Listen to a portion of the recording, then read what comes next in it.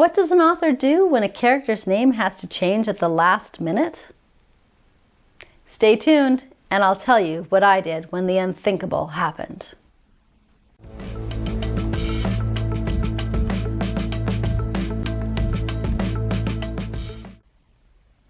Hi, I'm Tanya E. Williams, author of historical women's fiction, and today I'm taking you behind the scenes of an author's journey when something doesn't go as planned.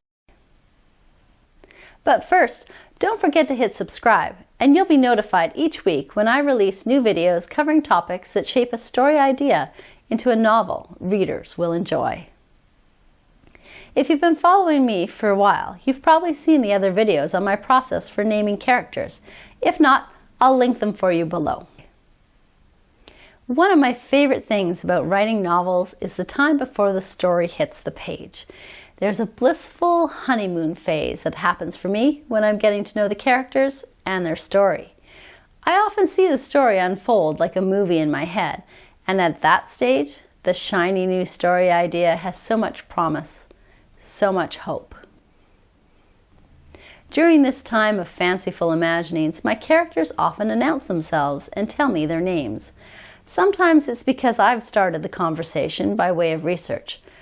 Other times, without any prompting at all, the characters insert themselves into my semi-conscious sleep state with a name, and sometimes more. That's always fun, but we'll cover that particular story another day.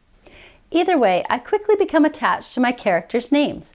It takes months for them to evolve and become real, imaginary people in my life. So once I've associated a character with a name, I'm not easily convinced to make any changes. In actuality, when a character's name has to change, I resist like a 2-year-old past nap time who wants the lollipop. I'm the first one to admit it isn't pretty. I've had to change a prominent character's name twice, and it always happens late in the writing stage. But when I learned that my beloved Father Michael in All That Was had to change to Pastor Michael, I was beside myself. I even considered not heeding the provided advice and historical accuracy due to my affection for the character. To add insult to injury, the inaccuracy of using father instead of the correct term of pastor for the church featured in the story came to light just days before the novel's release. In the end, it was a correspondence with a reverend, aka father, from the little white church I went to as a child that urged me to do the right thing. So with a few days to spare, I edited the entire manuscript by finding and replacing every instance of father with pastor before releasing the book into the world. To this day, I still have to nudge myself to remember to use pastor when speaking of Father Michael. For reference, All That Was published in 2020, so given that almost 5 years have passed, I suspect the character will forever be Father Michael, to me at least. Here's a bonus tidbit. When Father Michael presented himself to me, I saw him in my mind's eye, and to me he looked like a cross between Mr. Cunningham from the TV sitcom Happy Days, which aired from 1974 to 1984, and one of Snow White's dwarfs.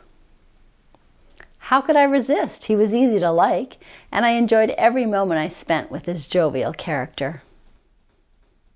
If you haven't read All That Was yet, it's available in paperback, ebook, and audiobook from your favorite online bookstore or from your local public library. A new narration of the audiobook was released in February of 2025, and the narrators have done an excellent job of bringing Pastor Michael to life. If you enjoyed this video, go ahead and give it a thumbs up and hit subscribe so YouTube knows this content was helpful. Thanks for watching and happy reading.